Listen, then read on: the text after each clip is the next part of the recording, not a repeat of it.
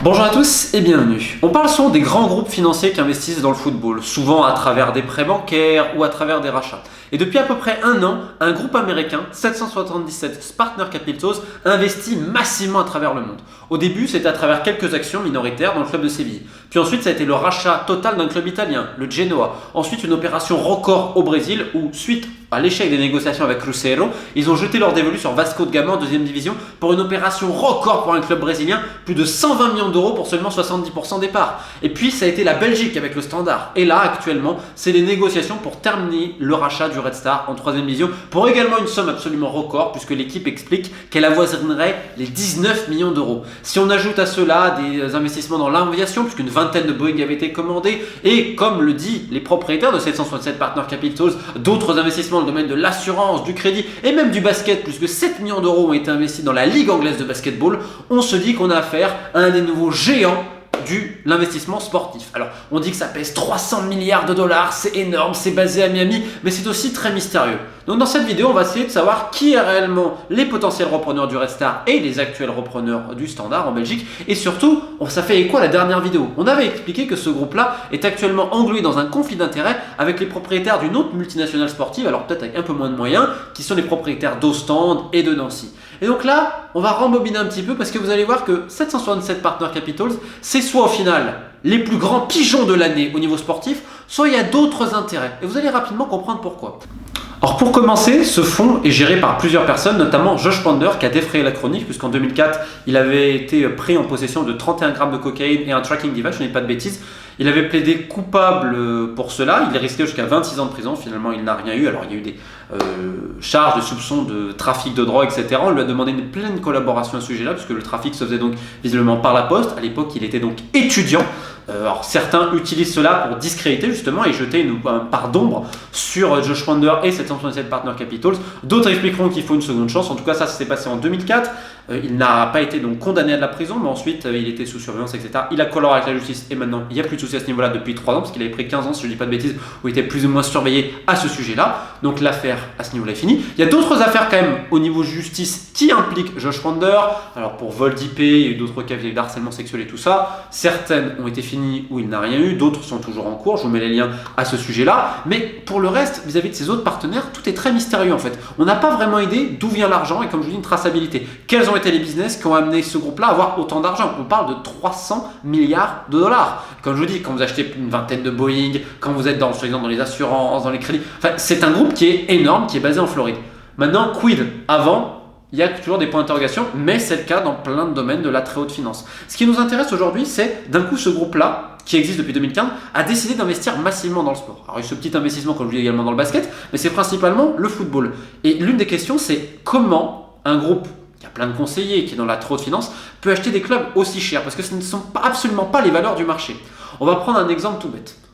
Vasco de Gama, Brésil. 120 millions d'euros, plus les dettes, plus le passif, pour 70% des actions. Ou un club de deuxième division brésilienne vaut autant d'argent. Alors, c'est Vasco, d'accord.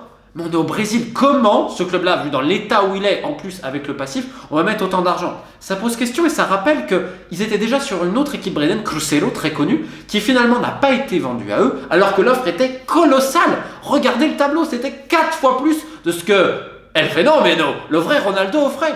Et les dirigeants de Cruzeiro n'ont pas voulu vendre à ce 167 Partner Capitals. Maintenant, je vous pose la question. Vous êtes propriétaire d'une équipe de foot ou n'importe quelle société. On vous offre autant d'argent, 4 fois plus que l'autre, et vous refusez. On a cité pas mal de choses, notamment vis-à-vis des fonds, etc. Bref, on ne sait pas exactement ce qui s'est passé. Ce qui est certain, c'est que Cruzeiro a eu un doute et a refusé l'argent de 767 Partner Capitals qui finalement a trouvé Vasco de Gama pour un prix qui est bien supérieur à celui du marché. On pourrait rappeler également le Standard en Belgique, englué dans une situation sportive et financière très très compliquée, qui a recherché un actionnaire depuis très longtemps. Tu avais JKC Capital qui était sur le point de finaliser la vente et au dernier moment, 777 va passer devant avec une offre qui a été gonflée. Sauf qu'on n'a pas vraiment les véritables chiffres. On parle de 50 millions, etc. dans la presse, mais il n'y a pas vraiment de chiffres. Sachant qu'il y a eu un prêt qui a été donné à l'actionnaire, il y a eu une hausse de capital. Alors si je ne dis pas de bêtises, c'est 15 millions qui ont été donnés directement à l'ancien propriétaire, 35 millions qui ont été mis d'augmentation de capital, plus récupération de tout le passif, c'était au moins 20-25 millions de dettes. Donc rien que là, on a plus de 170 patates, sachant que le club est en déficit structurel, ça fait qu'il perd de l'argent chaque année, donc il faut au minimum sur la première année avec rachat, on est sans doute à 90 millions. Ça fait cher quand même encore. Et là, arrive le Red Star. Club en effet historique, pas de problème, Bauer, ce que vous voulez. 19 millions d'euros, ça avoisinerait. Mais qui va mettre 19 millions d'euros dans une équipe de 3e division en France? Même en D2, c'est pas le prix. Même en D2, c'est pas... Même un club comme Nancy, où ils veulent beaucoup d'argent, actuellement pour revendre, ils demandent 12. Valenciennes, c'est 8 à peu près, pour 70%, 80% du club. Peut-être qu'il y a un passif, mais ça ne vaut pas 19 millions le Red Star. Le Standard, ça vaut pas ça. Vasco de Gama, ça vaut pas ça. C'est surpayé à un point incroyable. Alors il y a deux choses. C'est soit on a affaire au plus grand pigeon de l'année, et les pigeons à plumer dans le foot et dans le sport, il y en a plein, on l'a vu, soit il y a d'autres intérêts. Parce que je ne crois pas que ces gens soient stupides. Donc là, il faut se poser une grande question. Et que ça n'est pas alerter les instances internationales qu'on est un groupe qui achète pour des clubs à un prix aussi mirifique, ça pose une énorme question sur les instances.